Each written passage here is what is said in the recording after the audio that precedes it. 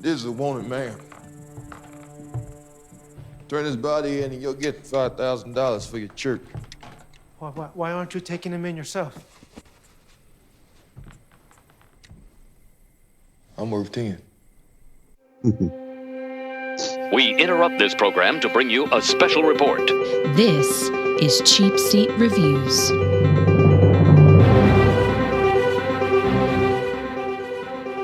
That sly son of a bitch. Yeah, I'm a little confused at the 6.6 out of 10 rating on IMDb. I can open up my hoards and spend the night in it. Hello, and thank you for listening to Cheapseat Reviews, the podcast that explores the Hollywood film industry for the greater good.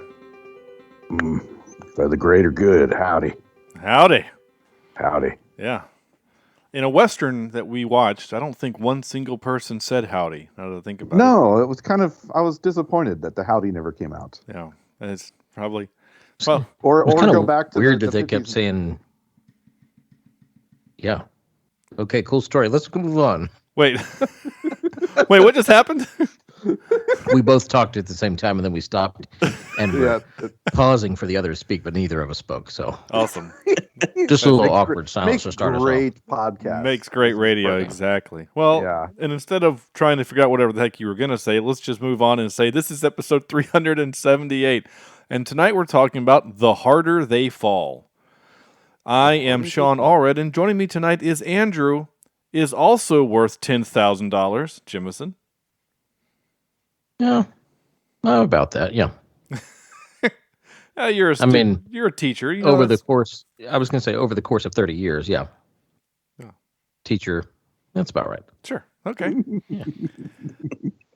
Also joining me tonight is Sam, really hates it when they count too slowly, Vector.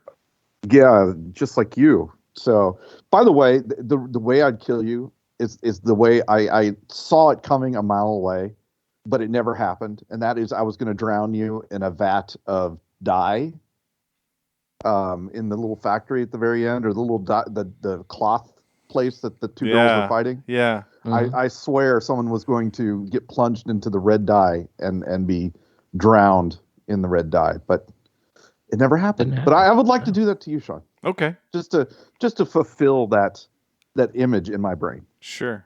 So that I could truly be all red. Yeah. Yeah, see? There you go. And joining us again, making his triumphant return to our humble podcast, is Will, blew up $35,000 just to watch it burn, Triplett. What's up? Hey, man. I did not do that. Welcome back. I'm taking the kids to Disney World in April, so actually, yes, I did do that. Yeah, there you go. That's it. Yep. Yeah, and that was just so you can buy them lunch. Yeah, exactly. Oh, man. That's awesome. Well, welcome back, Will. It's really glad to have you back on. Yeah, thanks for having me. Oh, thanks for bringing this movie to my attention. I had no clue it existed in this crazy post-pandemic, midst of pandemic, whatever world we live in. I can't keep up with all the streaming content. So sure, right. Well, it's funny because this movie came to my attention like most Netflix streaming or Netflix originals. Is just I was on Netflix watching something else, and it said, "Hey, you should watch this." And so this thing popped up as an upcoming movie, and I was like, "Ooh, Idris Elba as a cowboy," and Jonathan Majors. Oh, I just saw him in Loki, and he was great. So okay, I'm all in. And there was a couple. So I was like, all right, this sounds cool. And then you reached out to me and was like, hey, I'd love to come back on. You got a movie? And I'm like, do I have the movie for you? Because it just like this, for whatever reason, felt like a Will movie. I don't know why. It's just this movie called to you from me. Called to you through me. I don't know what I'm trying to say. Somebody got either way. I'm kind of like grossed out a little bit. I'm just saying. Okay. All right. So this movie, The Harder They Fall. Wait, have I done all the intro stuff I need to? Yes. So let's pull up a comfy chair and dive in. That's what I needed to say. Okay. Already? Yes. 2021's The Harder They Fall, directed by Is it just James? Am I saying that right? Jeymes, James Samuel. It's like It's like James. Come on. I know it's James. I know I'm being overly dumb. But some cool trivia on him. He is the younger brother to singer-songwriter Seal. Is he really? No way. Yeah. Oh, Wow. Okay. Oh. And The guy's got some talent. I'll tell you. yeah. That. he does have Hey. some talent. Yeah. And the neat thing was like, his nickname performed as a singer-songwriter under the moniker The Bullets, Bullitts. Okay. If you had said like, Otter, I would really enjoyed that. So we're going to get into the movie a little more, but so I watched this movie with closed captioning on, mostly because once the F-bomb started flying, I had to turn the volume down a little bit, and I just didn't have a hard time hearing, so I just put on the thing. And so I learned through closed captioning that James Samuel wrote some of the music that is in this movie. Because the closed captioning says performed by James Samuel, and then it would be the music, and it would actually say the lyrics. So that was actually really neat to see that he wrote some of the music. He didn't do the scoring, but he did some of the hip hop music that was in kind of the interstitial stuff, between location and location. So that was kind of neat. So that's the director. Like I already said, it's got stars Jonathan Majors, Idris Elba. Let's see, Zazie Beetz. She was Mary Fields. Her IMDb photo is provocative, I'll say. She really? she was the good luck lady in Deadpool 2. Oh yeah. Okay. Yeah. And I really kept waiting for you to say her IMDb photo was Zazie. is that? Oh, it's very Zazzy. It is. Yeah. It is Zazzy. I mean, she's, yeah, there she is. Anyway, so Andrew, please tell us what this. Sean, you're leaving out. Oh, what am I leaving? You're leaving out Delroy Lindo. Delroy Lindo, the main man. Can't leave him out. Well, here's the annoying thing is that, and Regina King, I should have mentioned her also. I apologize. Oh yeah, for yeah. Regina. So the IMDb listing for the cast, I don't understand how it's listed. So it's top billing is Jonathan Majors, and then Zazie Beetz, and then R.J. Kyler as Jim Beckworth, Eddie Gathergy. I'm sorry, Gathergy. Boy, Gathegi. Okay, as Maybe. Bill I Pickett, don't know. and then we have young Nat, and then Eleanor Love, so the mom. Julio Caesar as the tattooed man, and then you go down like 3 or 4 more people, and then there's Danielle Deadweiler as Cuffy, and then you got 3 or 4 more people, and then Regina King, and then 3 or 4 more people, and then Cherokee Bill, and Idris Elba and Delroy Lindo aren't in the top billing. We have Train Driver is above them. And is that order of appearance, maybe? Well, but Jonathan Majors isn't the first person we see. Well, yeah, that's true. So that's why I'm really confused. That's why I missed Delroy Lindo, who's awesome.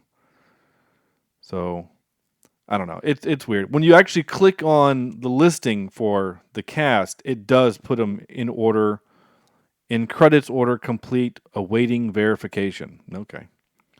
I guess they're waiting for the director to do something. Anyway, yes, Delroy Lindo is in this, and he's awesome.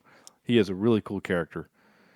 He didn't have any sesame cake in this one. He did not. Oh Man. did I missed it? Didn't I? You did. I can't find it.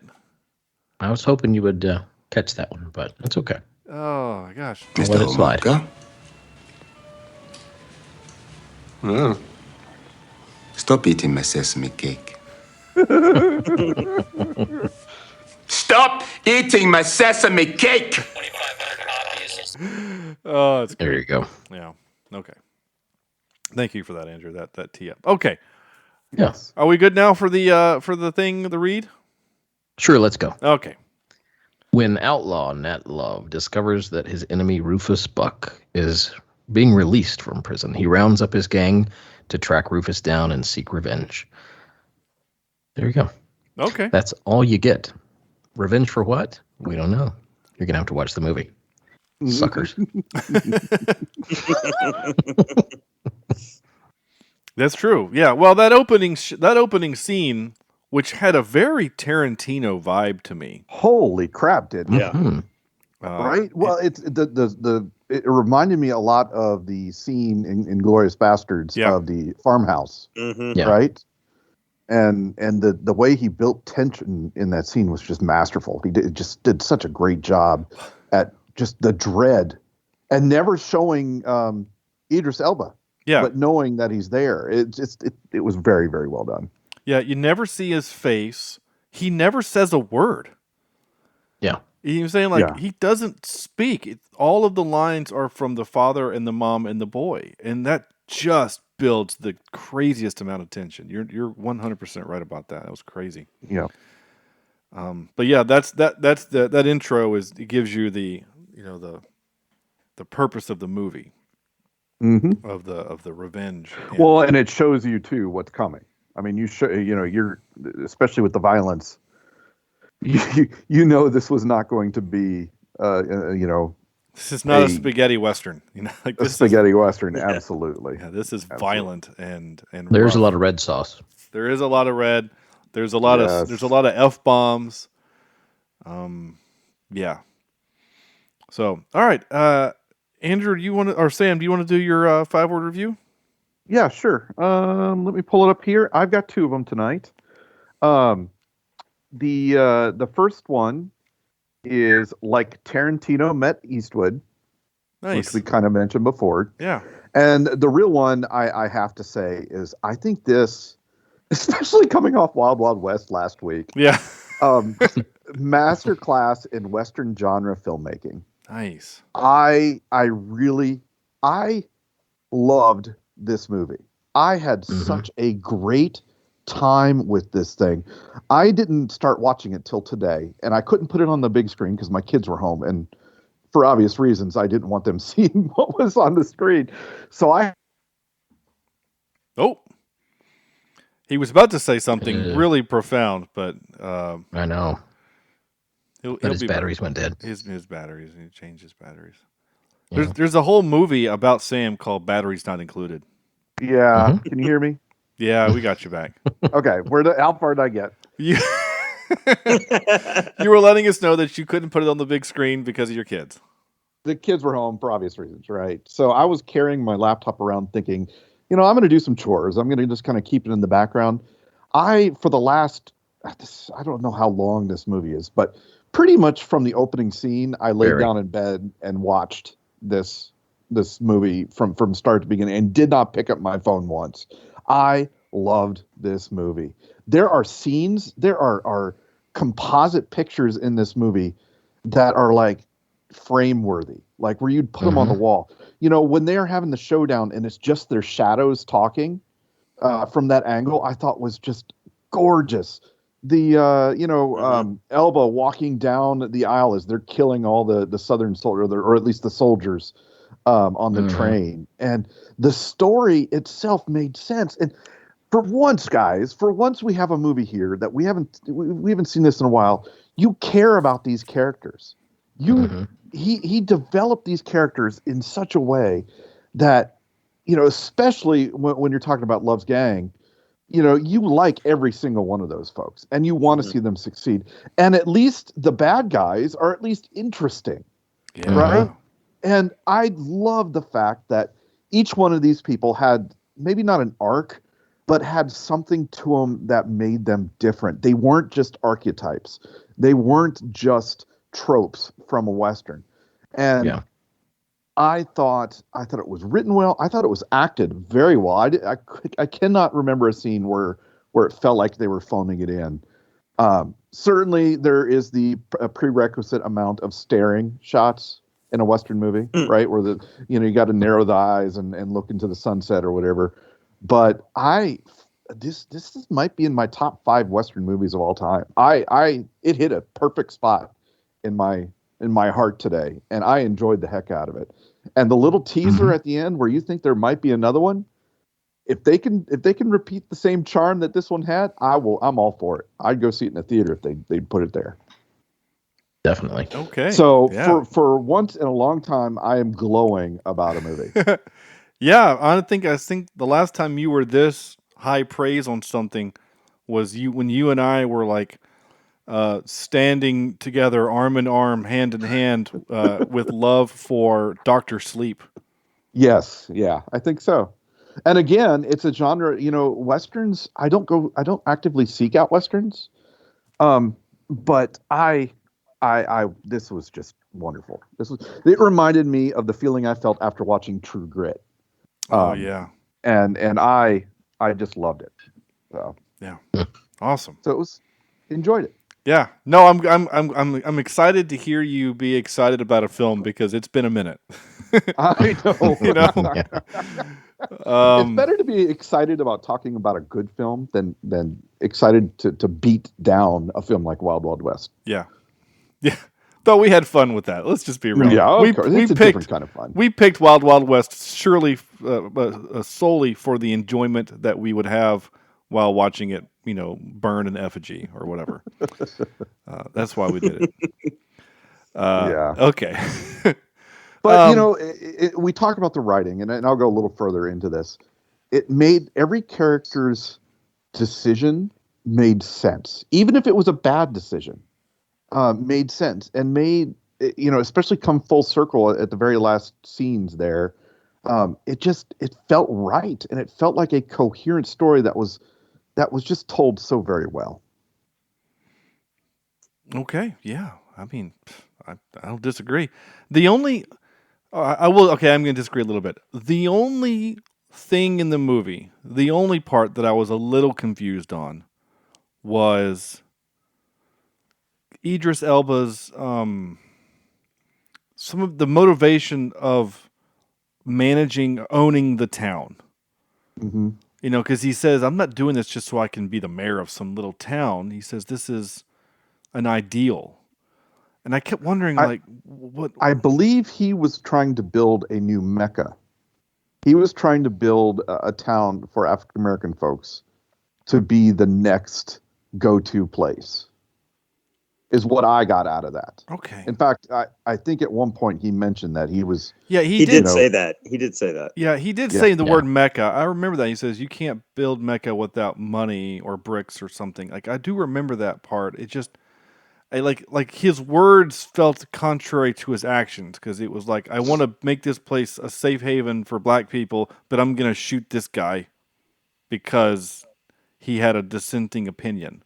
He had to show an example. I know. That's what I'm saying. It's like, it felt, for a guy who was it felt like he was trying to change his ways and become on the straight and narrow, because he gets this pardon and he doesn't want to rob the bank. He wants, Nat to rob the bank so he can keep his name clean. Like, it felt like he was trying to be whatever, but then the movie reminded us that, yeah, he's still a bad guy. Yeah. Yeah. But okay, I'm with you. Okay. Will, do you have a 5-word review? Yeah, but mine is awkwardly similar to the former, which honestly, we could probably just replay everything that was just said, and it would like, I felt like the entire time he was speaking, I was doing one of those, but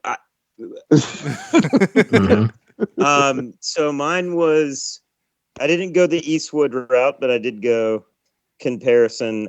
Spike Lee and Baz Luhrmann birthed Quentin Tarantino. Oh my gosh. There you go. I like it. That's amazing. So that's, but I also tend to agree with Masterclass of Western Cinema. Compositionally speaking, it blew me away, and I didn't watch a trailer. I went in totally blind. Westerns aren't always my thing. Occasionally, one will come about that I get sucked into. I'm a big Butch Cassidy fan, but I'm also just a big Conrad Hall fan. So I think if you can kind of catch lightning in a bottle with a Western and there be some compositional stuff. And I think that what was so brilliant about this from the outset, especially talking about that opening scene, is so much was accomplished with nuanced performance, but it was just as much about the shot composition, Foley, and sound design selling extreme close-ups, shots of eyes, looks being thrown. Yes. You know, like I love it when a film can somehow capture like something as simple as a breath, but I feel like I can feel the hot breath and smell it at the same time, because it's just so vivid of storytelling. And I just think, you know, his color grading was, I mean, it's funny earlier, you know, you're kind of joking about the dye, but it kind of tied it all together for me, because he's planting little Easter eggs in front of your eyes that he's been playing with color for you the entire time. I mean, he's just saying it, just so you know, I've fucked with your brain for the last hour and 45 minutes with these colors. Try and keep up. But yeah, I mean, I don't know if I didn't check his IMDb to see if he's done anything, but if that's his debut, holy shit. Just a beautiful film, and obviously tremendous performances. But yeah, I do think that it was important that, even though you've kind of got the traditional good versus bad, the yin and the yang kind of thing, that they really did work together. And they kind of lifted, like, one gang, they didn't exist without the other. And he did a really good job of balancing that. Even though they were on opposite ends of the spectrum, they were still so much alike. Jonathan Majors, I mean, he's just bringing it in everything. And boy, my boy Lindo is having a hell of a couple of years. God knows that dude is on fire. So I'll watch anything. That was the real reason I got excited when you told me this is what we were doing. I was like, yeah, Idris, yeah, I like Idris Elba, cool. I was like, yeah, I like Jonathan Majors, cool. Lindo, let's go. Let's go. I got really excited. So I thought Regina King was really good too. Oh, yeah. I mean, there, like I mentioned before, there really isn't a bad spot in terms of an actor or an actress in this film. They all did so well with their characters, and how they acted their parts was perfect. Even the slimy, what was his name? The Elba's quick draw. Cherokee Bill. Cherokee Bill. Holy crap! I love to hate that guy. He was he was so good. Yeah, he was my favorite bad guy. He was excellent. Absolutely. And here's another thing: when a director can do something that you so clearly see coming from a mile away, and then it happens, and you're like, and I still fucking loved it. I really love like the one thing from the train, when they're talking through the door. Yeah. And I just knew he was going to flip it around and do the rules of attraction shot where it becomes one shot. And I was just waiting for it to happen, and then it happened, and I was like, that sly son of a bitch, he did better than I thought he was going to. I was totally expecting this, but not expecting the way he did it. Yeah. So, yeah, that was cool. Amazing. Yeah. And he did that a few times in the movie, where he had the slide shots, or whatever you would call it, on there, that I thought was very well, and didn't take me out of the genre. Right? Because it feels like a Western. Yeah, that could have easily been like, what are you trying to do? Make a comic book movie here or something? But when he did do something like, he had little meta moments where he made fun of the genre a little bit, like when Jim, or whatever, the young kid, the new fastest draw kid, was talking to Cherokee Bill. When he walked away, he was like, "You're either alive or you're dead." And he walks in, he's like, "I need a drink," and walks away. And the kid's like, "Are you kidding me?" Yeah. He's like, "I practiced this all day." Yeah. You can't have a go drink. And it was just like this one little moment of escapism from like being totally invested in the story. That was totally a commentary on the absurdity of it all. Yes. But it totally worked within the flow of it, and they were right back to it. And it fit the character. It fit the storytelling. It fit. It was such a well done movie. And then they do it again, but not in a comical way. But they do it again when they have their showdown. When you have the showdown, crap, yeah. And he's like, count it down to 5. He gets to 3, and then he gets shot in the head. And he's like, because that's what a bad guy would do. Right. You Yeah. know, there's no Not to reason mention, to. you have this expectation of going to a Western film and seeing a duel. Yeah. And seeing, because it keeps the shot on his face, and you're expecting to pull away so you can see both guys, and both of them pull at the same time or something like that. Yeah. But no, on 3 he gets shot in the face. Yeah, I mean he's still loading his gun with his special bullet, and then I love the yell, right? So the sniper guy that's up on the building, and he just screams the kid's name, and like it's just this visceral moment, like it was a gut punch. And then when he said "blow that bitch," and he shot that dynamite and blew up the money, because I didn't see that coming at all. I thought that was going to be like a trap or a ploy to guarantee that Mary was free, but he blew that early. Like, yes, he did. Oh, yeah. I did not. I didn't see that coming either. Oh my gosh!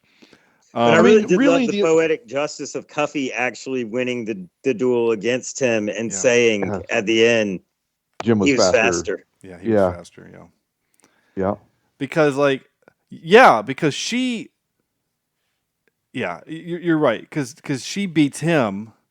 Mm-hmm. And I think that's the bit is like the only way he can beat others is to cheat. To shoot him in the back or to cheat. Yeah, exactly. And but that kind of fits his character. I don't know. He was one of my favorite bad guys I've seen in a long time. Yeah, he even died great, right? Yeah. I mean, he dies with arterial spray, trembling, falling out of the building and into the road, and it just gushed in that. I mean, it was perfect. And that was also kind of Tarantino / Rodriguez kind of feel. Oh yeah, absolutely. I do have just one complaint. Okay. Just a tiny complaint, and that is only a little bit about some plot armor in the shootout at the end, where there was lots of bullets going on, and not a lot of people getting hit by those bullets. But that's a very minor complaint. It was like Matrix style. Jonathan Majors and what's her name were able to dodge some of these things in the road. It just seemed a little silly to me. I just kind of took that as the weapons of the day may not have been too accurate. Well, they were like their accuracy but was they were like 95% true. accurate, and everyone else was 0.5 because Jonathan Majors took one to the up in there. Yeah, Jonathan Majors took one to the shoulder, but there was one shot to your point too, like that took me out of it a little bit around that same time towards the end, where Jonathan Majors is like getting done killing like 12 people, none of which you can hit him at all, and they're behind him in 120 frames per second, and it's like slow motion, and he's got this shoulder lean like back to the camera, and he looks like LeBron James just hit a 3 in Game 7. Like he's like leaning back towards the camera, almost like he's in a rap video. And I was like, all right, we've done the hip hop stylization of Western thing really well to this point, but we're going a little overboard now. It was like this. All right, well, your main character has killed all the bad guys. Swag up. Yeah. I still liked it, but it did take me out of it. It's funny. That goes to the point of the ridiculousness of all those missed bullets. You saying that reminded me of the shot, and in the moment I thought, okay, but I didn't think about it in the moment, but now that you've said it, it's like, yeah, you're right. He did kind of almost like high step it a little bit, like LeBron. That's funny, LeBron. Yeah. Like he had his hand hanging in the air, like he just strained a 3 or something. Yeah, exactly. All he needed to be doing is chewing a mouthpiece like Stephen Curry. So I'm going to answer your question from about 6 minutes ago. You asked about the director. So he's directed one other film, and it's a 51-minute long, so I guess technically a feature. But that's called They Die by Dawn, and it's also a Western. Ooh. And that one is 4 outlaws with a bounty on each head set a date for a shootout in Langston, Oklahoma. The last man takes the collective bounty. Violence and mayhem ensue.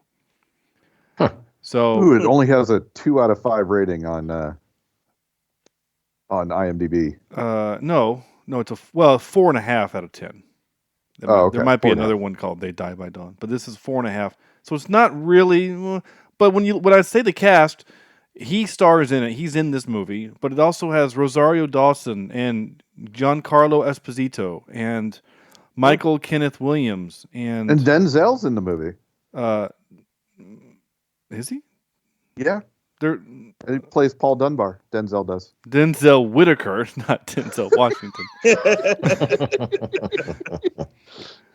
But Isaiah Washington is in it. Yep. So I mean, this got some actors, And in it looks like kind of this is. I wonder if it was the kind of the tryout piece to make this one, because it looks very about similar. the same. It looks very similar. The other thing he did was he did a short. I don't know if this is a video or a doc. What is this? But he did something on Jay-Z. So Who? So this is kind of his true feature debut with a. Wait, he did a doc on Jay-Z, you said? I don't know if it's a documentary. It just says Jay-Z Legacy, and it just says short. It's a 10-minute thing, so it's not. Susan Sarandon is in it. Oh dear. Ron Perlman, Emil Hirsch, Aldous Hodge. Ooh, I love Aldous Hodge. He's great. Jesse Williams. So what is this? It doesn't have anything about it. There's no storyline. So anyway. So I found a quote from this guy when I wanted to know about that final frame, because I wanted to know if they were setting us up for us to have another 20-minute conversation about the ending like we did after that dreaded League of Extraordinary Gentlemen you made me watch. Mm-hmm. Right. Well, that stupid sequel on the way for $298 million gazillion that never got made. But that final frame of this, I was like, I wonder if there's a sequel inbound. And I Googled it, and the director said he's leaving it wide open. And then he goes on to quote and said, "I'm going back to do multiple films in what I call the CCU, the Cowboy Cinematic Universe." Nice. I'm always going to dive back into the old West. So sounds like that's his thing. Yeah. All right. Yeah. Well, he does it well. So. Yeah, I'm a little confused at the 6.6 out of 10 rating on IMDb. While you guys have been talking, I've been reading the reviews that people put on here, and I don't understand these negative reviews on here. Well, and I looked at some of them too, and the ones that talked about the music, I was like, why does this make you like hate the movie? Because I loved the music. I thought I thought it fit perfectly, and it was different, yes, but it didn't make the movie any less enjoyable. Do we have to explain the fact that doing an African American led is kind of feels out of place to begin with? So maybe using musical choices that feel out of place in a Western might have been by design. Is that something that's lost on apparently people? For some, apparently for some people, yeah. Except it made perfect sense to me. The music was perfectly mixed with a little bit of rap, a little, a lot of Southern spiritual. There was some reggae in there too, yeah. Reggae, and I thought it was. I was really digging the reggae. I'm not gonna lie, but I also like reggae and ska, so that's kind of the same boat. I'm sure it's the same people who complain that Hamilton is not full of white actors. That's all I got to say. Yeah, probably. Yeah. So you made fun of me a little while ago for this, and I don't really care. But I watched all of what's that movie? That show called not Downton Abbey. What's the one that I just watched with Bridgerton? So I just watched Bridgerton with my wife, and it's a really good show, and I get why it was on Netflix's most downloaded or most watched shows, basically until Squid Game. I think Squid Game beat it, but at the time it was it broke records for streaming, and that show does something that I had not seen. I had seen before, but not at this level, and that's the now that's a Chandra. I can't remember how to pronounce her name. She's did Scandal, and she did Grey's Anatomy. It's a Shonda Rhimes project. She wrote most of it, and she's a big fan of Aaron Sorkin, so very dialogue heavy, a lot of words kind of thing. And that show is kind of like this in that there are black actors and white actors, and it doesn't matter. You know what I'm saying? right. Like the Queen of England is a black woman, and the King of England is a white dude. Like, it doesn't matter. They just put the best actor in the role for the thing. Right. And I thought, oh, that's great. That's how it should be. And I'm also watching The Witcher, and I know The Witcher is way different. It's a different universe, but it's the same thing. It's like, the guy that's the most powerful mage in the world is a black man, who was the Candyman. My head's not working right now. You know what I'm talking about? The Candyman. The I know who bees. he is. I don't know his name. Yeah, you know what I'm talking about. Everybody knows who he is. Yeah. Anyway, so to your point, Will, I think you're 100% right, and I think we're all kind of in agreement that if you didn't like this movie, I mean, it's okay to not like a movie, and I think it's okay to not. Oh, I'm not a big fan of westerns or whatever, but if you don't like it because all of the heroes are black, and like, there's only like 4 white people in the whole movie, right? There's like some that have dialogue. You have the train conductor who is about to say the N word and gets his face shot. And then you have, the colonel. I loved that line. If they even say a word that starts with an N. Yeah. I thought that was fantastic. I'm no nincompoop. Yeah, because he says, that's what he says. He's like, maybe he was going to say nincompoop. And she says, I ain't no nincompoop. I didn't capture that, but I should have. I was afraid that might be I might be toeing the line a little bit on that one. But, yeah, I don't know. I think we're all in agreement that it doesn't matter that they're, you know what I'm saying? And there's some really cool trivia also that's going to really kind of blow your minds, because it blew mine, honestly. Well, and I was going to say too, in this world, I mean, even, they went to the white town, right? Yeah. And they're trying to build an African-American town, and it makes sense in the terms of the timing, right? Of the 1800s. And when all this is happening, why the two towns would separate, and why there would be a white town and a black town. Yeah. So it even in the story, it's not that he's making it all African American actors. It's true to the story of the time. So I don't want to keep harping on that. I just find it grating that people would complain about something. So.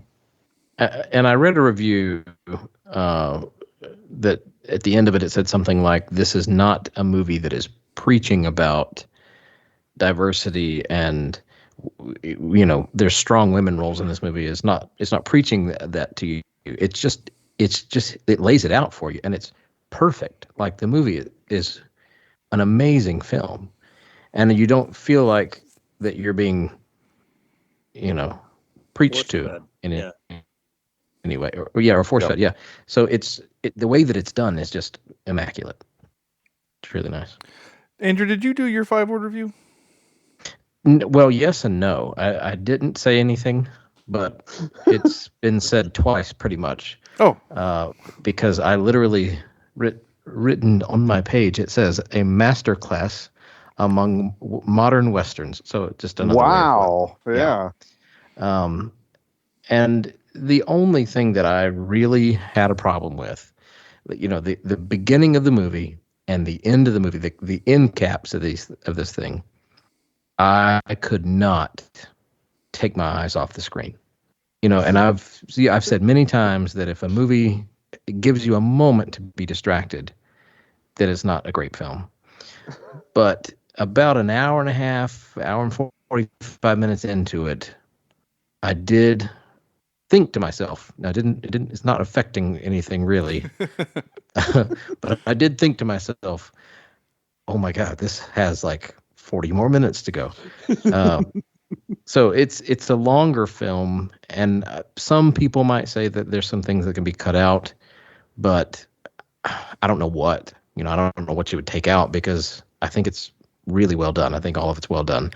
And if you hang on, if you're one of those people that thinks that it's too long, once you're about an hour and a half into it, hang on, because it is worth it. Yes. I mean, this is one of those that, if you're just at the least bit thinking, okay, I'm done. Don't, because the ending. Oh, Did anybody God. else? Did I mean, anybody else have that reveal coming? no. No. And I I'm was totally so coming at all. glad I blindsided. was not spoiled. Yeah. Yeah. And it just, the full circle and just, it's just so beautiful. It's just, makes me tingle. Yeah. So my wife and I, we watched this last night, but children were not feeling well, and she had to leave, and so she didn't get to finish the movie. She took one for the team to take care of the kids while I got to finish the movie. So I was telling her later what happened, and when I got to the reveal, she's like, "Wait, really?"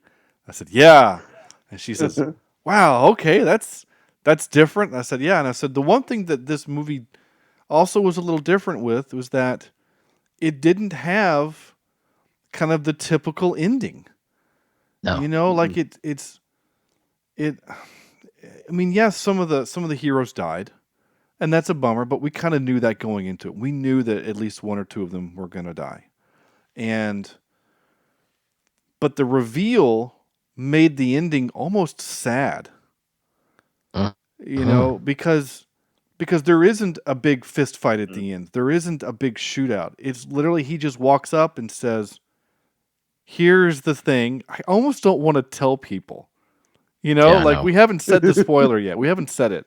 So I might keep that spoiler free for those that want to enjoy it. I think it might be worth it. But he says his thing, and it's like there's tears, and Idris is looking for, at this point he knows he's defeated, and so he's just ready. Accept. Yeah. Yep. And it was like the most sad case of revenge ever, you know? I mean, and Jonathan Majors, we've already said it, but this, I know he's not been in a lot, but he's been in Loki, and what's the other? He just did another one that I love. Lovecraft No, Country. that's not it. Yeah. Yeah. The Five Bloods. Yeah. I mean, he is an upcoming actor that people need to really just latch onto, because, you know, we've had some amazing. If you think about Denzel Washington, I mean, he is a cornerstone, I guess you can say, in the African American actors world, right? Are you And saying Jonathan, Are you saying that because of their connection? no, I'm not actually. Oh, But Jonathan Majors was in Fences on Broadway with Denzel Washington. That's how he Yeah. got discovered. Oh, okay. yeah, but Jonathan Majors is going to be in that realm very soon and for a long time. I think he's a name that we'll see on screen. He'll be somebody that retires from acting at 98 unless something happens to him, because he is fantastic in everything that I've seen him in. Well, and that scene where at the end, it is so well acted. I mean, I almost wanted to cry with him. Yeah. During that scene, because he finds out this information and he's destroyed. I mean, he's devastated. Yep. And from an acting standpoint too, for our purposes, you know, we've barely gotten to know who Jonathan Majors is as an actor, and here he is going toe to toe with Idris Elba and carrying just holding his own. Yeah. Like they're trading bullets shot for shot, and that takes a lot. Yeah. Well, and I also, I mean, and some of my favorite scenes are just him and Delroy Lindo just kind of almost buddy copying it up. That's not a right. You know what I'm trying to say. It's like, they have some kind of funny moments, and it's just, I don't know, just watching the two of them act together is just great. But again, Delroy Lindo is awesome and all the things. Oh yeah. So, all right. So my 5-word review. Mine's, I guess, different enough that I can say it. So I did a new age Western flick. So it's just, because we've seen new Westerns, right? We've seen the remake of 310 to Yuma, which is great. Mm-hmm. And I don't think we can count these remakes though, like True Grit and 310, because the remakes. Right. This one, though, Right, but that's what I'm I'm saying. with you. No, yeah. Yeah. That's the point I'm making, is that these are remakes. It's a modern version. It's a modern telling of the original story. But this is a new way of telling this story. I mean, it's like what Will said. It's like Baz Luhrmann and Tarantino Spike Lee. pooped out. Yeah, Spike Lee. That's what it is. Pooped out Tarantino or whatever, or birthed. Maybe it's probably a better word than what I just said. But like, yeah, because Baz Luhrmann came out and said, "Here's this, Romeo and Juliet story, but I'm going to do it with this crazy music and whatever." And it was either hit or miss with people also. So that's my first one. My second one was clever, fun, violent revenge western. Yeah, that's pretty much describes it. And I started clever because I thought that this movie was clever. I thought the writing was clever. I thought the dialogue was clever. I mean, we love westerns because of the dialogue, and it's as close to it's like what Sam you coined the phrase American Shakespeare. I mean, that's kind of what the western dialect is that. And I'm in the mood now for more westerns. I want to go see if The Quick and the Dead is streaming and put it on our list. And No, I don't think a western has hit me like this one since Bone Tomahawk. yeah, Um, and that hits you in a way different way. Oh, way different. yeah, spot. it's a way different spot. Yeah. But, we watched the remake of True Grit. No, it just didn't do it, This one, and I think Will said this already, I'm not a huge fan of the Western genre, to be honest. The only ones that I've really enjoyed were like Maverick and Lightning Jack. I mean, these comedy type, I guess it's like 90s comedy of Westerns. And that's the only Western genre that I had ever experienced. I never knew Dirty Harry or John Wayne or not Dirty Harry. What's the Good, the Bad, and the Ugly? Good, Bad, and the Ugly, yeah. I never saw those, So this one, I feel like I've seen a true Western. I think it's interesting too. Like a lot of the Western films, for whatever reason, that I have the tendency to be drawn to are all like super slow, super performance based, kind of quiet. Like Meek's Cutoff. I loved Meek's Cutoff. I don't know if you guys saw that. I don't think I've ever heard of that one. Michelle, it came out in like 2010, 2011. Michelle Williams was in it. I think she was nominated for an Oscar for Best Actress for it. But like the assassination of Jesse James by the coward Robert Ford, love Great that. music in that one too, by the way. Yeah. Oh yeah. There Will Be Blood. I mean, if you count it, I don't know if you count it as a Western, but still the Western feel ish. But like those types of slow, drawn out types of movies, I feel like this is one of the first Westerns I've ever watched that like had stuff happen in it. It moved. And like, yeah, you're right. Andrew, it was long, but I didn't notice it. I was like an hour and 50 minutes in where I was like, wow, this is actually kind of a long movie, but I wouldn't have noticed if I didn't have something else going on. Yeah. Right. If I wasn't pressed for time, I never would have noticed that it was long because I was sucked in the entire time. But stuff happened. And every time I kept waiting for there to be a lull where it's like, okay, there's going to be 15 minutes of throwaway dead space. There'd be like another little plot point, like start to develop that you felt like you just couldn't miss. You needed to see what it was, and everything seemed like it mattered. Yeah, it's funny you're talking about like you're waiting for a lull, and then he doesn't like they have some dialogue, and you're waiting for them to do the lull, or like you're just waiting for them to settle in and just okay. No, they have to go do a bank robbery, and it's one. That's what I was going to say too. Like, I thought the movie was ending right there. Right, they walk into town and they shoot up the town and rescue the girl.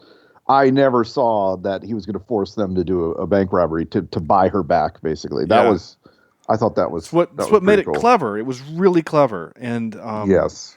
And it's funny because we've mentioned several times the movie. It's 2 hours and 18-minute long movie, which is kind of long.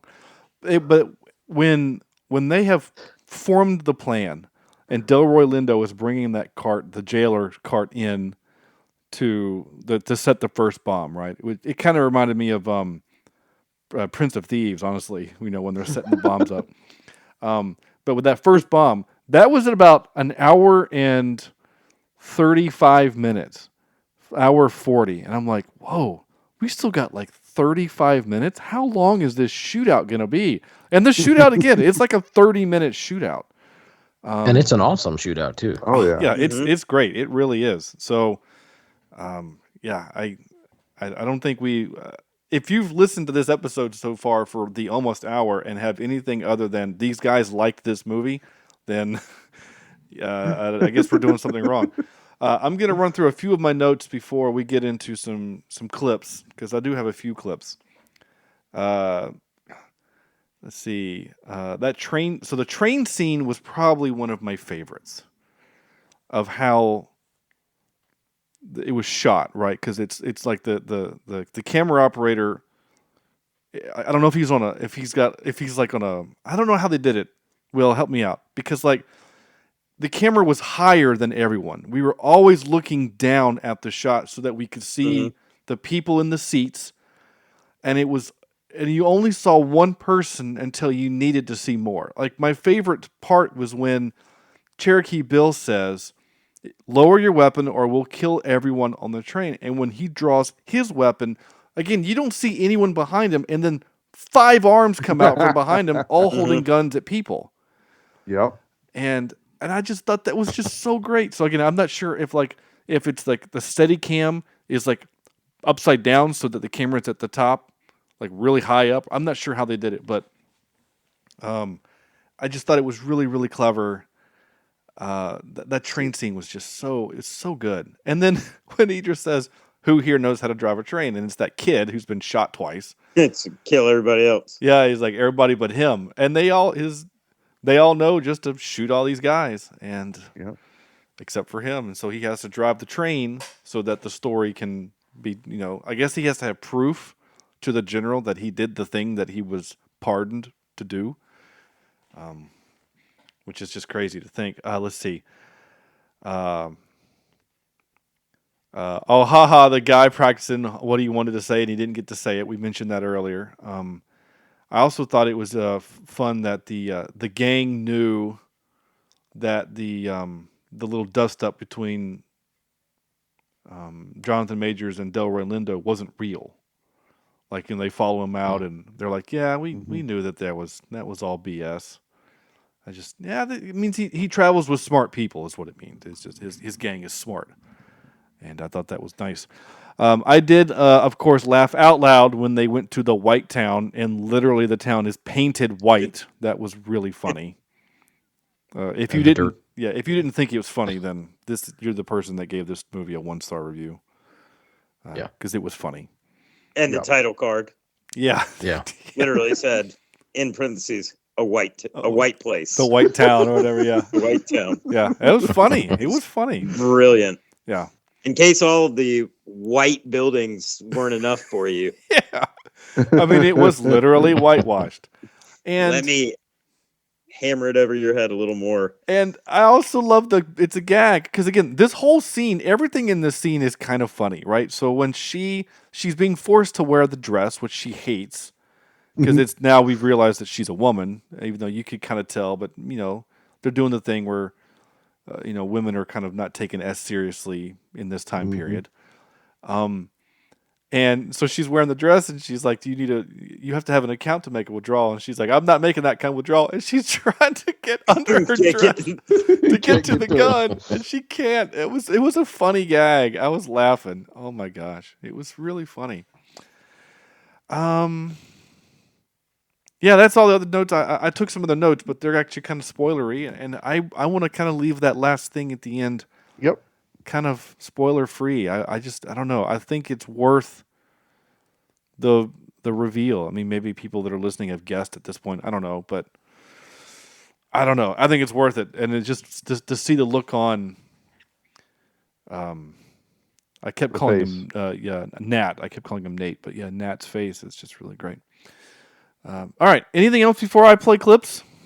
No, go see this movie, folks. Please. Yeah, if you haven't watched it, definitely. Yeah, Netflix this thing up. We don't always say this. There are times when we're like, you don't have to watch this movie. Just listen to our show and have a good time. But yeah, this one is good.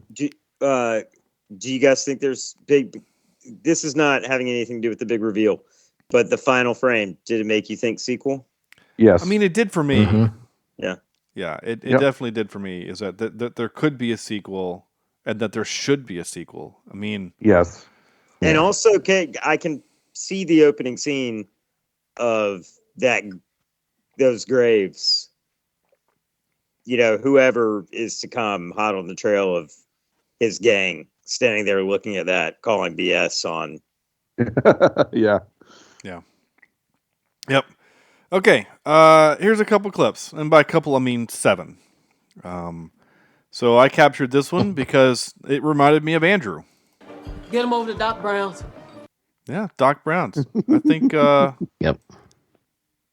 Did we just lose? No. Okay. Oh, I think. Did we lose Will? Oh, now he's back. No, he's back. Sorry, that startled me.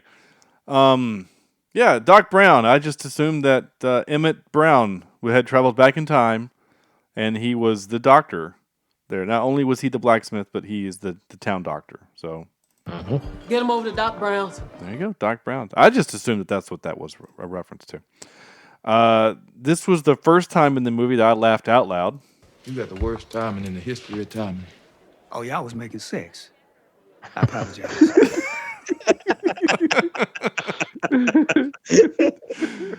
Oh, I thought that was great. Yeah, I was making sex. Oh, I love that.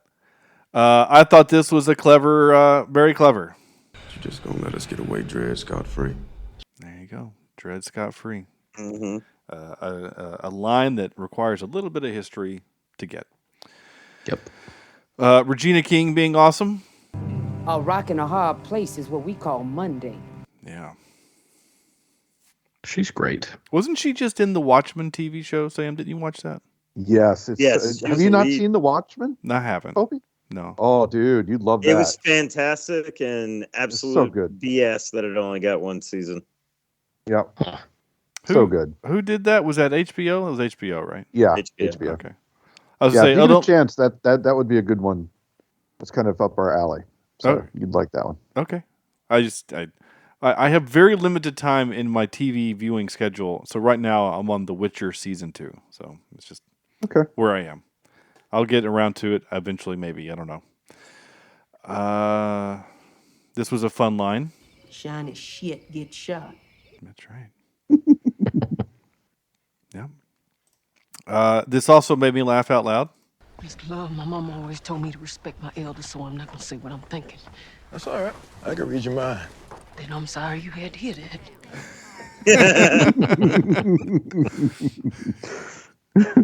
That was great. That quick dialogue, I love that type of dialogue. Again, I'm not saying It was very Sorkin-esque again. Yeah, it is. Yeah. It is. Yeah. And I love that. I love that style. Again, that's why I like. Or even Coen Brothers, right? Mhm. You know, that's talk about perfect Western dialogue. Coen Brothers does it so Oh well. yeah, anything that Haley Steinfeld said in that True Grit movie was gold. Yeah. I loved all of her delivery, especially with the guy she was negotiating at the beginning of the movie about the horses. Well, with the horses. Yeah, especially when he was like, "Oh wait a minute, are we negotiating again?" Like he got all scared. And then so this is actually 2 clips. I spliced them together for the comedic purpose, but this won't really make a whole lot of sense if you haven't watched the movie. But the 4 of us will laugh. I'm willing to bet my right arm. I got a higher body count than yours. That'd be a bad bet, son. Had the right arm on the left.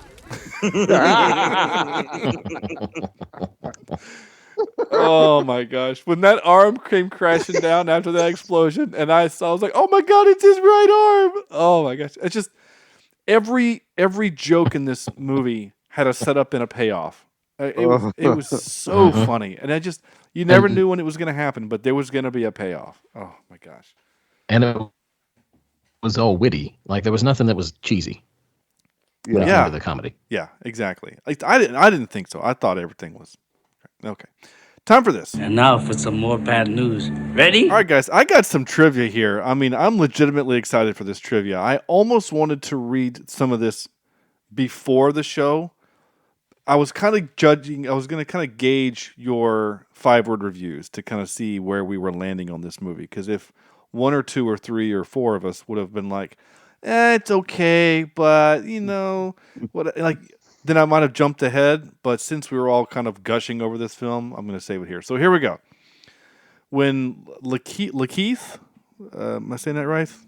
Yeah, Lakeith Stanfield boards the train to free Idris Elba, the train company's name on the side of the train is C.A. Bozeman.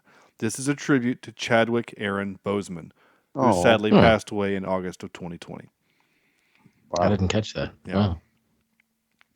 Nat Love, Mary Fields, Rufus Buck, Cherokee Bill, Bill Pickett, Jim Beckworth, and Bass Reeves are all real historical figures of the Old West. Those are all real people, and they are all the race that they are portrayed in this movie. This film is built on the little-known fact that 1 in 4 of all cowboys were black. Right? See? Yeah.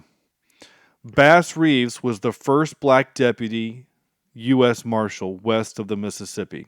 He was also the inspiration for the Lone Ranger.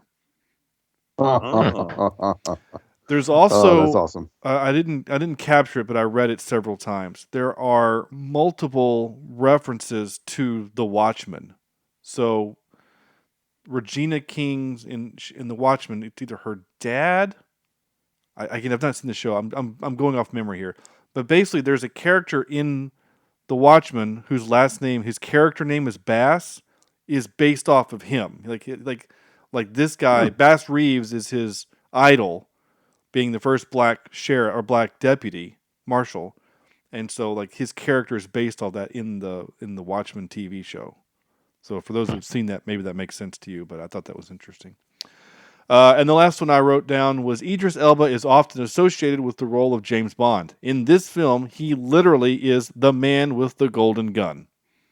And that's funny that's one of the trivia things, because I was earlier going to mention that after that extremely Tarantino-esque opening and title card sequence, they smashed right into a very, very 007 opening credit sequence with original song. Mm-hmm.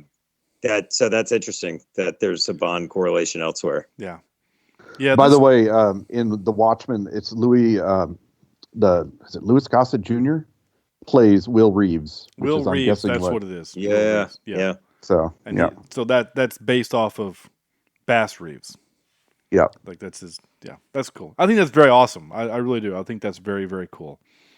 So I didn't know. Again, I thought maybe if that trivia would help them inform them about, what I'm saying? Like maybe if we thought, it's too far fetched that there would be an entire town, for black people, and that there would be a black marshal. Because honestly, when I saw Delroy Lindo come out as a marshal, I thought, okay, this movie is taking place in a different universe, where where that could happen. I didn't know that actually happened. So I'm glad to have been wrong in that. Okay. But it does have that kind of, and maybe it's a commentary, I don't know, but it does have a fantastical feel to it, where it almost feels like this could take place in a universe that isn't of our of our world. It does have a Watchmen feel at times. Yeah. And it almost has a Westworld feel at times as well. Mm-hmm. Makes it seem a little bit foreign. Yeah. Okay, time for this. Excuse me while I whip this out. Top 3 movies. Well, we've done this many times, but we're going to do it again. Revenge films, but I think we're going to maybe do revenge genre films. So whether it's Western or whatever, maybe we're picking a genre. I don't really know. It doesn't really matter. All I'm saying is that we're going to do revenge films. Again, I know we've done it before, but frankly, other than like love films or rom-coms, like they're one of the most popular genres to make, or subgenre to make. So who goes first? Sam, you go first. Sure, I'll go. I'm going to go with my third I went with the genre, so I stuck with the Western revenge films. Cool. So I'm going to go with Unforgiven as my number 3. I've got True Grit as my number 2. And my number 1 is The Revenant. All right. So I love me a good bear attack. So there you go. All right. Well, yeah. I can get down for that. You can hitch your horse to that? I sure can. I can hitch my horse. I can open up my horse and spend the night in it on a winter night. Where are we going with this? This just got weird. You haven't seen The Revenant, have you? No. Okay. You haven't? I have not. I actually went to the theater to see it. That was pretty. It's torture porn. Basically. I mean, it's this guy going through a lot of bad things. So. Okay. Will. Yeah, so I had 3, and now my brain is only working for 2. That's all right. We're past 10:30, so but I did like that. I'm just gonna give you the 2, and they're not of any particular genre. They're just my 2 personal favorites. One is The Princess Bride. Sure. Okay. Yeah. You've killed my father. It's a classic. And the other one is Gangs of New York. Okay. Yeah. Because Scorsese. Anything Scorsese and Daniel Day-Lewis do, I will watch and I will like. Yeah, that Butcher man, he freaked me the hell out. I'm not gonna lie. He was so good in that movie. He was just intense. Yeah, and that movie's not without its terrible, over the top Leo Cameron Diaz moments that are just so bad that are cringeworthy. But Daniel Day is. Yeah. But yeah, I mean, it's just it's worth it in the long run just to watch him. He's so good. I hear he killed 12 people to get into shape for that role. He murdered 12 people to. He is a method actor. So yeah. That sounds real. All right. So I put a bunch. So I stuck with the and Will, if you think of a third movie you want to throw out there, just feel free. I threw in a handful of Western revenge movies, realizing that I've seen more Western movies than I had realized. So right, because I've not seen really any spaghetti Western. I'm just gonna be honest. The Eastwood, what's the guy? Oh my gosh, there's an airport named after him. Oh my gosh, come Ronald on, Reagan? No, he does have an airport named after him. Come on, Will. He's the famous actor who, hell there, little pilgrim. John Wayne? John Wayne. Gosh dang it. Yeah. John Wayne? Yeah. Isn't there a John Wayne airport? That's a thing, right? I'm not wrong. Am I? Maybe. Yep. Well, I don't know. I swear there's a John Wayne International Airport. There's a Fort Wayne. I've been to Fort Wayne. Not that. Maybe I'm just way off the deep end. Who knows? Nope, John Wayne Airport. No, you're right. There's a John Wayne County, Airport, California. Okay. Oh, So it's a big one. Yeah, that's not where I would have pegged John Wayne Airport being. No. Well, I mean, being although he's from there, isn't he? Yeah. Okay. Sorry. Anyway, so my point is that I like a good Western. I also like a good space Western. So, Serenity being my favorite movie is a space Western. So there's that. Anyway, I did not pick. There's not really a revenge element in Serenity. So yeah, that wouldn't work. So my top 3, I'm going to do. Well, my honorable mention is not a Western, but I am going to say Star Trek: Wrath of Khan because it is a revenge film. A revenge tale. Yeah. But again, very, very not Western. So some of the other ones I did were my number 3. I'm going to say as Desperado with Antonio Banderas. Okay. And kind of. I mean, it's Mexico, so it's kind of a Western. I mean, it's not really. I feel like Sam and I were about to break out in song, but we didn't. We both did. Contained ourselves. Yeah. I was right there with you. Yeah. I'm gonna stick with. I'm tied here. I'm gonna say 3:10 to Yuma is my number 2. I don't know. I kind of want to do a different one. You know what? I'm just gonna go for it. I'm just gonna go for the fun. I'm gonna say Mask of Zorro is my number 2, another Antonio Banderas film. And my number 1, going just solely for the fun of it, is American Outlaws. Okay. I like that movie. Again, it's kind of cheesy Hollywood. The heroes are never in real peril. Guns don't have to be reloaded. Ali Larder is really hot. Things like that. It's a fun flick. So there you go. All right. Yeah. Andrew. Well, I've got a whole list here. I don't really know which to pick because surprisingly nobody mentioned any of the ones that I have on my list. Nice. I always make a list of like 20 because it gets chopped away, but I've got so many. Okay, so I'm gonna go. I'm gonna make my number 3, The Cherokee Kid. Oh my gosh, with Sinbad.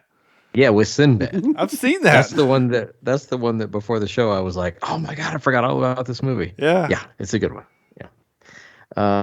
So that's a Western, and Sinbad is a cop. I mean a cowboy. Right. Yeah. Seen that. And then number 2, I have Sweeney Todd. Oh, okay. Nice. And number 1, I'm gonna have to go with Inglourious Bastards. Okay, sure. Nice. Yeah. Yeah, well, the Sinbad one, I think Burt Reynolds is in that also, right? Isn't that Burt Reynolds? Yeah, I've got it up on IMDb. I remember this from when I was a kid. Yeah, I watched this. It was on. We had HBO, and it came on, and I videotaped it. I've probably seen this movie 5 or 6 times. Original network, HBO. Yeah. Yeah. That's great. Oh, So freaking Sinbad, man. I like that movie a lot. Okay. Twitter. The Twitterverse has given us, again, I didn't put on Twitter Western Revenge. I just said Revenge. So Twitter is kind of all over the place, which is fine.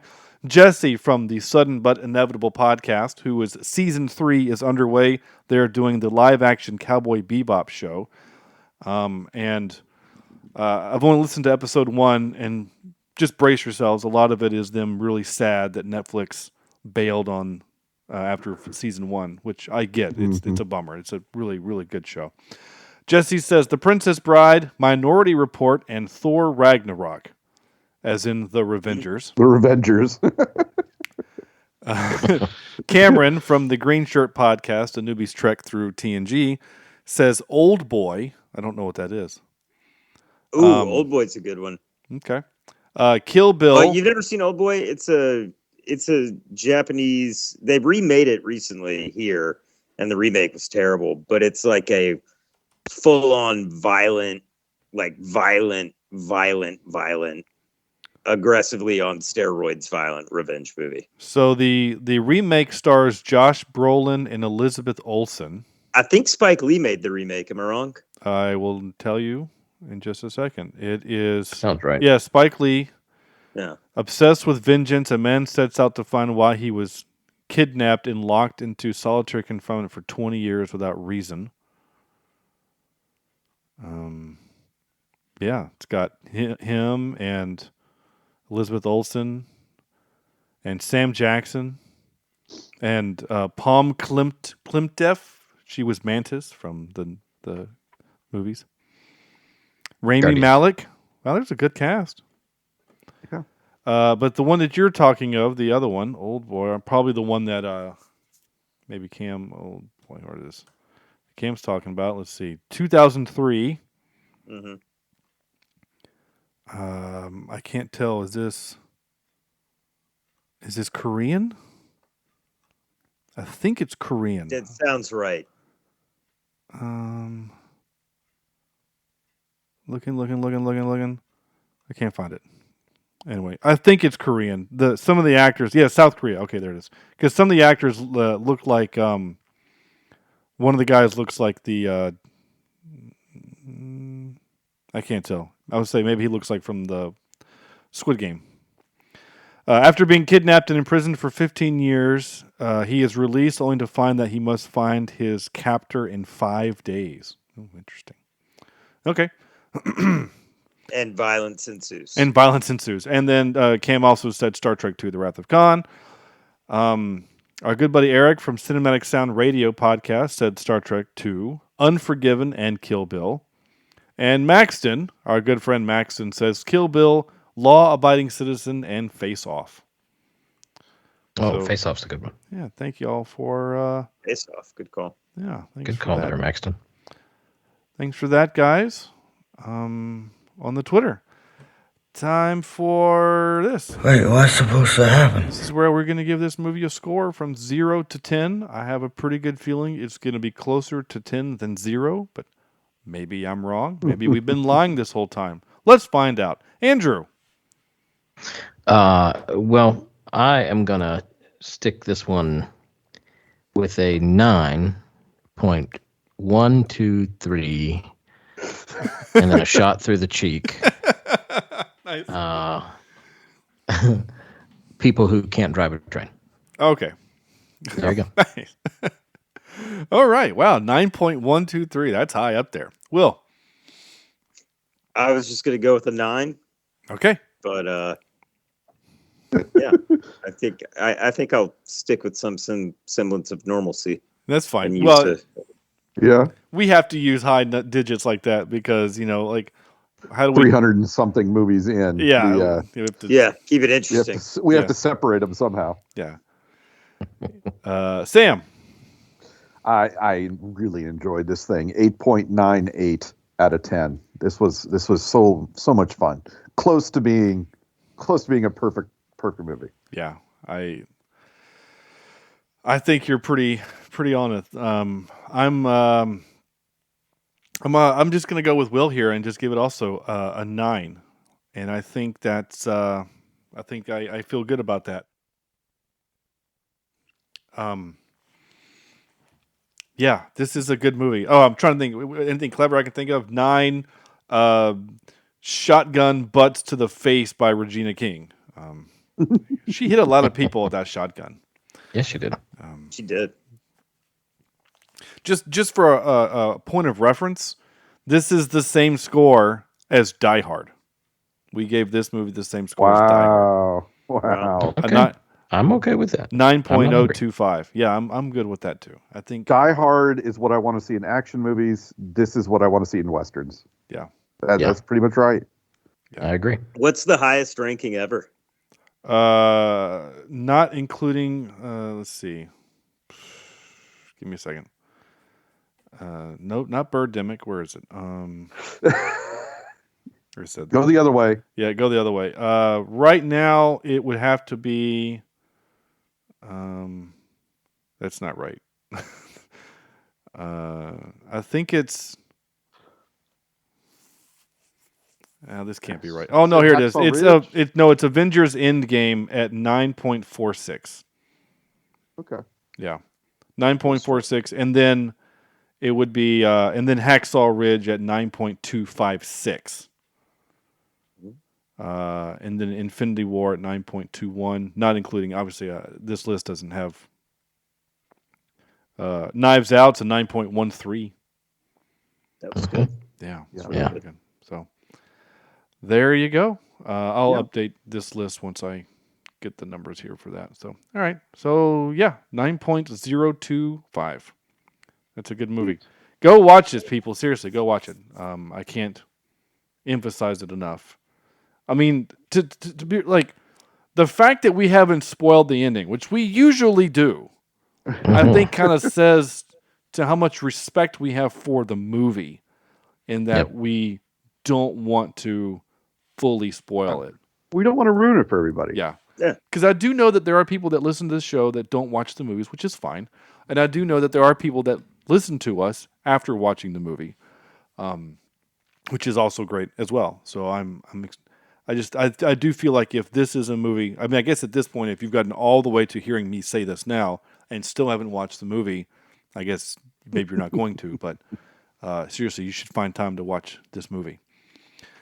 That's it. That's all I have. Oh no, I don't. Gosh, dang it! It's been a couple weeks since I've done this. We have the soundtrack grade. I haven't done this in a while. Soundtrack grade. if you count the soundtrack as the score and the other music, I would give this, I don't know, like a P for perfect. It just totally fit. You know, it just was. Yeah. It just really fit. The reggae was great. I almost captured some of the ending song because it actually says this song in the lyrics, "The harder they fall."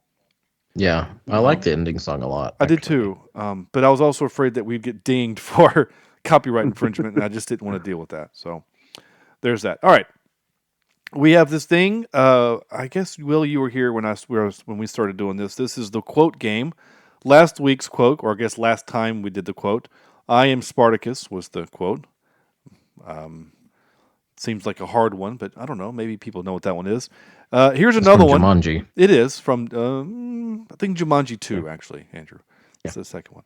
But this one is, "You're going to need a bigger boat." I give you a hint. It's not Titanic.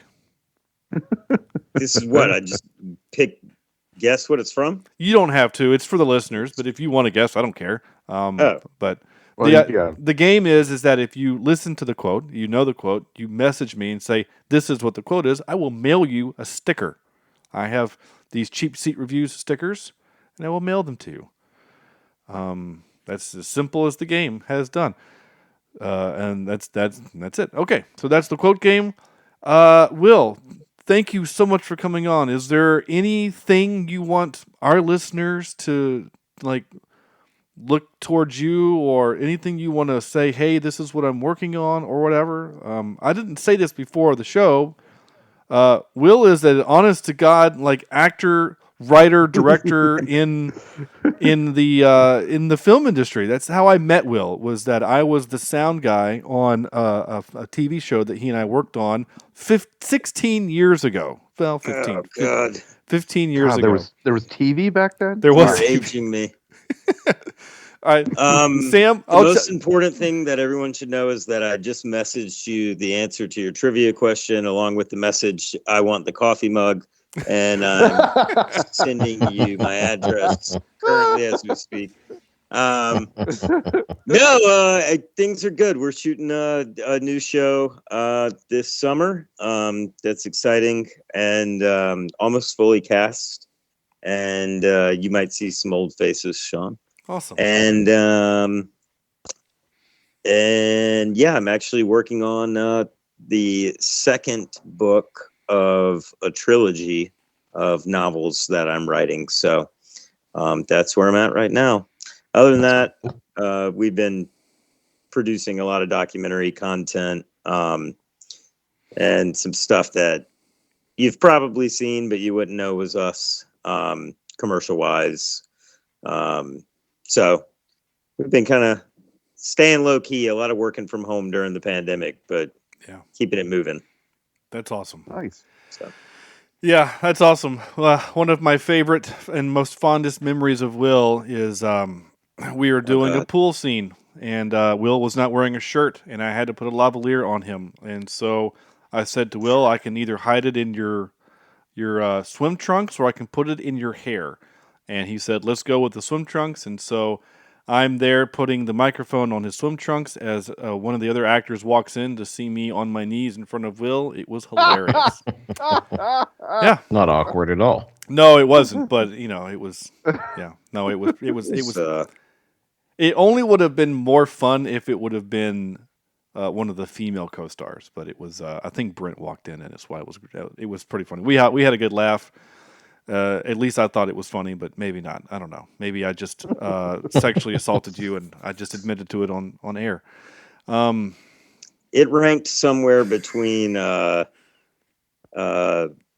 was the bird movie you were talking about? Birdemic. Birdemic, and I don't know, like Elf. It's where it was somewhere in like the 4.4 range is Sean on his knees in front of me. Oh, I'm glad I'm that high up. That's good to know. Okay. Thanks again, Will. This was a blast as always. We are Cheapseat Reviews. Go to cheapseatreviews.libsyn.com is our website. There you can find links to all of our social media. We have a merch page. You should go to that website and you can find our merch and go buy something. It'd be really cool if you bought like a coffee mug or a mask or a T-shirt. We've had some listeners do that, and they are awesome. In fact, I'm going to brag again. Our good listener and friend of the show, Rosie, bought a T-shirt and wore it to Comic-Con.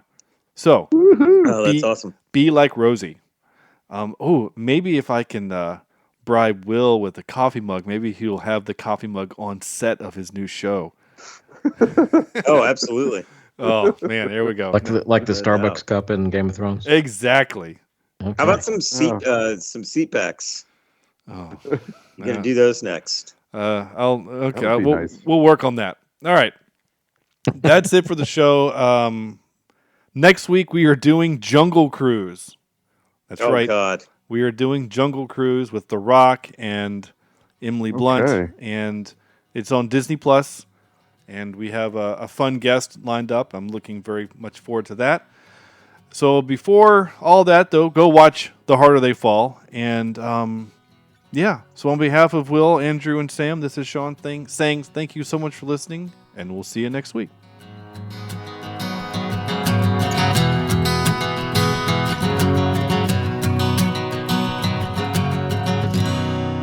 This is Cheapseat Reviews.